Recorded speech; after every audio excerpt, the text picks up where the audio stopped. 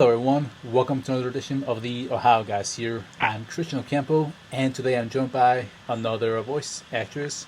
We have Amber Connors. Oh, Connors, sorry. Yeah, that's all right. There is an Amber Lee Connors, so we get confused a lot. But yeah, I'm Amber Connor with no S and no Lee. Just to clear up the confusion for the viewers here. So we're excited to have you, and I believe this is your first interview, if I'm not mistaken. Yes. So we're excited to ask away. So here we go. What is it like working in the industry today?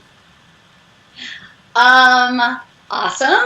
And definitely different than I thought it would be.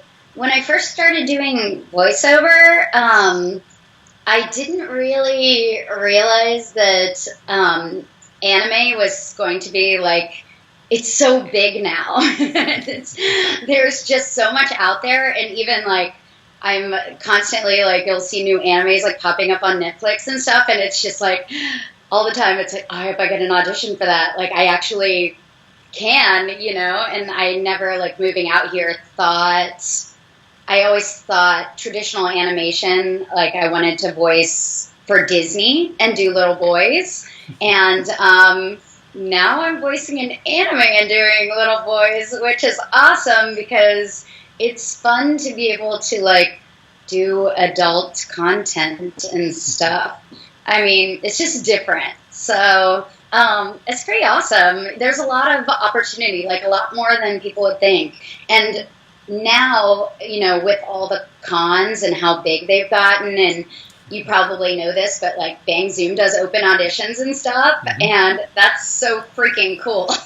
So I kind of think, like, I always tell people, like, I think anyone can do it, just you have to have the passion for it and love acting, because really it's acting, It's not so much your voice. There's always something for everybody. It's just how truthfully can you do it. So. Definitely. So during your time in this industry, what is your favorite project you have worked on?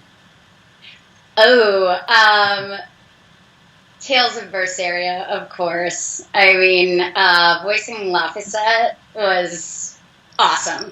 Not just because of like how freaking cute and that character is, and like how important he ended up being to the game, which I didn't know when I was first cast. I had no idea. And it's just like one of my favorite games of all time that I've played. But also because the studio, Cup of Tea, that I recorded at, they're just amazing people over there. So amazing. And to have a project of that size and those be the people that you're working with for like 2 months, it was just such a great experience. So good. So definitely, hands down, my favorite. But I don't know. But I think I've been lucky. Like everything I've done, I've really like genuinely liked.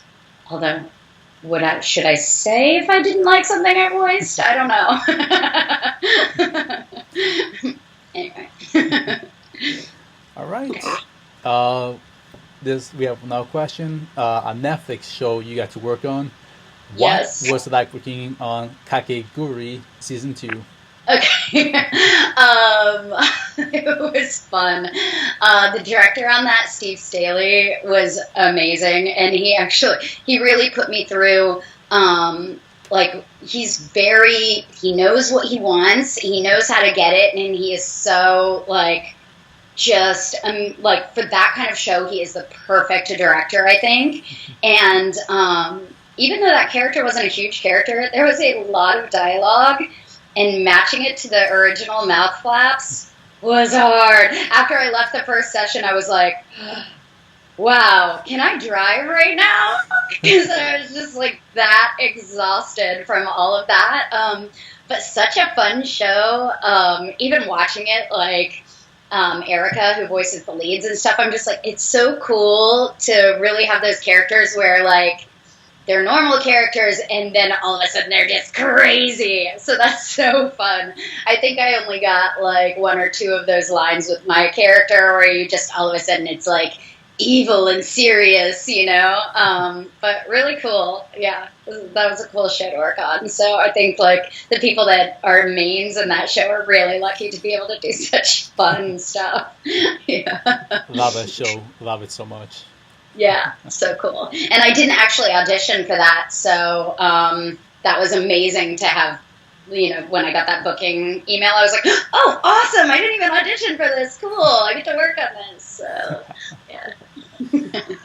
All right. Another show you got to work on that was on Toonami recently. What was that working on The Promised Neverland? Oh my gosh. Not really, but I felt like I almost died. That was another one that I didn't audition for, that the casting director submitted a past audition that I actually did for like a little kids show in a boy voice. And I had just watched that series like literally the week before and loved it so much. And I got that email and I was like, the booking email, and I was like, what? Is this that show? Oh my gosh. Because I just, the show is so different. I mean, having it be like, a sci-fi and suspense, and the kids are really relatable and all of that stuff. And after I was really excited, then I got really scared because I was like, oh my gosh, if other people love this show as much as I do, like in the original, I know like hardcore fans are really going to be like on, not like judging in that sort of way, but they're really going to be like, it's important that the voices like live up to that, and I was just like, oh my gosh, can I do it? Like, will they like me? Will it be okay? Oh my gosh. So yeah, I was super excited to work on that show. So yeah, and I was super excited when I saw who the leads were too. Laura Stahl, who voices Ray, I die for her. Like, I think like her, she's like right. I mean, everybody's great, of course, but I just was like, oh my gosh, who's going to voice Ray? I mean, because it's hard. I think it's kind of a hard voice for like a female to do a little bit, and she just like nails it. So yeah, I was so excited to work on that show. Of course, I only had a couple sessions because Phil doesn't have. He's got a lot of giggling and stuff through, like, he's in all the episodes, but it's so small until the finish of it. So I'm excited for season 2. Everyone is. Yeah. I hope you liked it. I don't know. Did you watch The Promised Neverland? Haven't gotten to it. I can only get the subbed version, so I'm waiting for it to go on either on DVD or get on streaming. So it's going to go for me to sit down and watch it from beginning to end, dubbed. Yeah. I know. I almost wanted. I'm like, watch the sub, but I'm like, I wonder if I had watched the dub before the sub, if I would have a harder time watching the dub. It's so funny, it's kind of like when you read a book or, in relation to it, so like, but I'm excited for you to watch it. Definitely. All right, since we mentioned Tales of Berseria, and there's another anime of it, Tales of Zestiria, the X. What's that working on both those projects? So Zestiria, I only did that small, actually so after Laffy said, oh, is this a spoiler? Shoot. So, not to spoil the video game for anybody who hasn't played, you should play it, it's so good. But Mautelis was actually who I was in the Zestiria. So it was kind of an interesting, like, for the TV show, I was kind of surprised when I went in, and it was only, I think I did, like, a couple lines in maybe the last 2 episodes. Yes. But I know people are kind of saying it was a little bit like fan service. And I kind of agree, because he's not seen, like, through the whole thing, and then he just kind of comes in at the end, and he's got some knowledge to, like, wisdom to impart, so it wasn't a big part. I went in, I was in the studio for like 5 minutes, I think, which is so funny. But it was cool to be a part of that. And I actually went back, and I haven't finished Tales of Zestiria, but I started playing through some of it after that because, and I know, like, a lot of the people voicing in it, of course. So, but it didn't. It's hard to, because I had never played any of the other Tales games, and I've had a lot of recommendations about which ones I should play. But it is kind of hard to go back because, the gameplay evolves. So Tales of Berseria is like such an evolved gameplay. So then when I go back, I'm like, oh, wow, yeah, I appreciate, like, the changes they made to make this more smooth. So it's kind of, it's like playing the original Super Mario Brothers, like how so far it's come. So when you go further back, like, the story's still awesome, but the gameplay is like so different. So it's like working backwards. Anyway. Well worded. Thank you. I tried. I don't know. All right. Got a funny question we'd like to ask everyone. If you could be any character you have played in real life, who will you be, and you can mix and match? Oh, I missed the last part. It glitched a little bit. So if I could be any character in real life, okay. Who will you be, and you can mix and match? The characters, like, yes. Certain things. Well, if I'm going to be a girl, if I'm going to stay a girl, I suppose, it definitely, like, Faye is super cute from Fire Emblem, but she is a little bit of a needy, weak character, and specifically, she lives for Ulm, if you know that world, and basically, like, everything centers around that, so we were trying not to make her come off quite as needy and maybe, like, a little more strong, but I think she is absolutely adorable and strong in some ways that I really like. But I think I would definitely, I don't know, like, Phil is wise beyond his years and super cute. And then, of course, like, Lafayette, just because of, like, originally him being a Moloch and not having his own personality, like, through the entire game, he kind of, like, discovers, like, the world and himself and who he wants to be, like, more and more, which is really cool and strong, I think. So I don't know. I would kind of take a mix of those three, I think. I once had my hair cut like Lafayette, and honestly, that was awesome. But I kind of looked like my brother, so I had to grow my hair back out. Okay. Yeah. So I think I would take Faye's looks and some of her, like, determination and of course, like, it would be awesome to be an archer. That's cool. Yeah, so I think I would take that and mix it with a little bit of Lafayette and a little bit of Phil. Inaho is a little too, from Kakegurui, she's a little too bossy for me. Yeah. She's a little more, like, bossy and in charge than I am, and I think, like, that's for somebody else. But, Fair yeah. enough. So I think those three, for sure. Good question. All right. Now, is there anything else coming out that you can talk about, or anything else you want to plug in at this time? Oh my goodness. I do have something coming out that I'm really excited about. It's not a lead character part, but I was super duper excited about it. I wish I could talk about it. I can't. It will be out soon. I am also super nervous about this one because it's one of those that's, like, been around, so there's somebody else that's also done English voice for it. So that's always kind of, like, I don't know if you know, I did Dead or Alive, Mila, and they had a different English voice for her.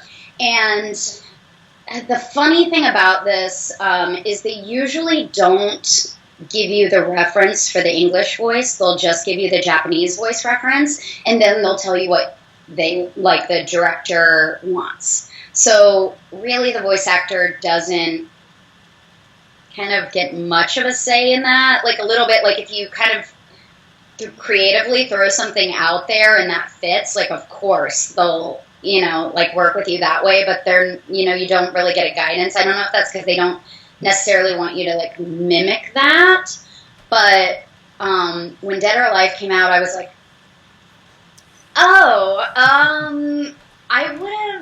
I think I would have gone a little more tomboy with her. Like sometimes like playing the game, like I love Dead or Alive so much. That was a game like I've played like back in the day, and I was like, awesome. But I didn't know. I just didn't know, and I definitely think like I would have made her more tomboy, a little stronger, because I think she's a little soft. I don't hate it, but so in this new project that's coming out, I'm super excited about it, but I'm super nervous because, like the comparison, it's just natural to compare, and some people like, you love those voices that you originally hear, so it's hard to interchange. So I'm really excited about that, but it's NDA, because everything's NDA these days. Everything. I just had, I'm on a little YouTube series called Kindy Kids. So animation, super cute, like little dolls, and they're voiced by like real 5-year-olds. It's like the cutest thing ever. But there was even NDA on that, and that's like, YouTube series. So you would think like those would be things you could talk about, but anymore you can't talk about anything. Yeah. So it's such a bummer. But yeah, so I do have a project coming out that'll be released this year that I'm super, super excited about. So I've heard it's this year anyway, so. Okay. Look out for that project. I can't say what it is. It's weird because when I'm Skyping, you always want to kind of, you're a professional at this, but I always kind of want to like look at the picture up in the corner to like, no, that's not where you look. That's fine. So sorry if I'm like wandering off to the side. And, like, it's all good. Yeah. Anyway, so that's it, I think. I've got a couple other things too, and not to say I'm not excited about them, but this one's big for me. So. Okay. Yeah. Looking forward to that. Yeah. All right, and now we've come to our last question on social media. Any Facebook, Twitter, Instagram, any other social media for the fans to contact you? Yes. So, Twitter, I'm on there as Golden Girly with no vowels, and I'm trying to be better at Twitter.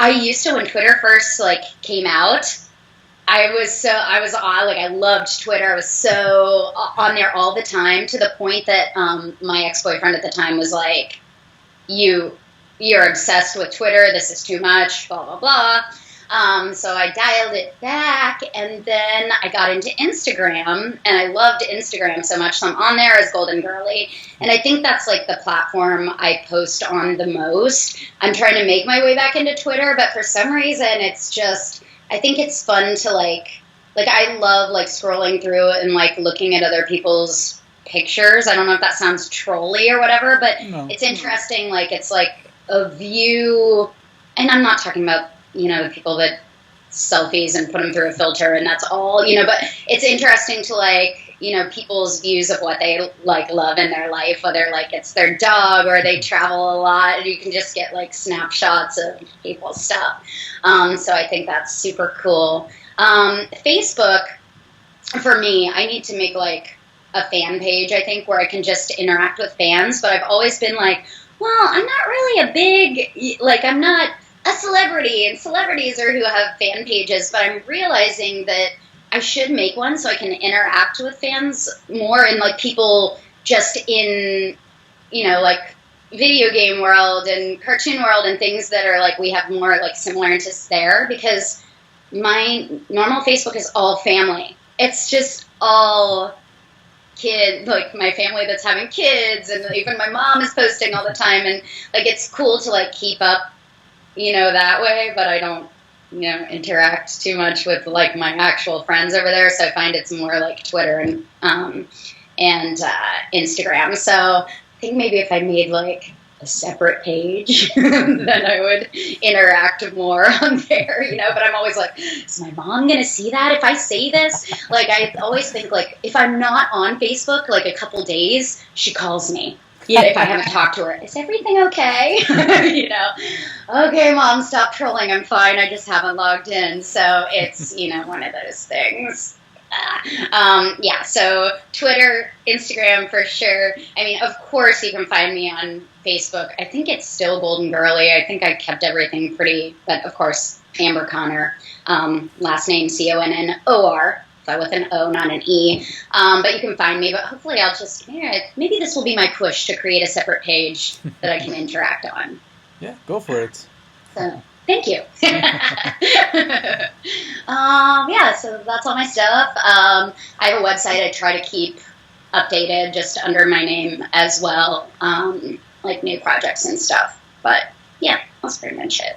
And I should be on Snapchat and all. Is Snapchat still? I just never ended up getting into it, so I don't know if people still Snapchat or if there's a new platform. Mm-hmm. No, they're you're on Pulse, right? I'm not Snapchat. I never do Snapchat. Okay. That's just me. Okay, that's okay. But if there's something else I should be on, like, contact me and be like, this is so fun, you should try this out. And I'm totally, like, down to do that. I just don't know about it yet, so. Yeah, that's it. Right. Well, thank you, Amber, for your time doing this interview. We, the Ohio guys, we appreciate your time making this interview happen. Yes. Thank you so much, Christian. It was a pleasure to meet and chat with you. So. Same here. It was my pleasure as well, and an honor.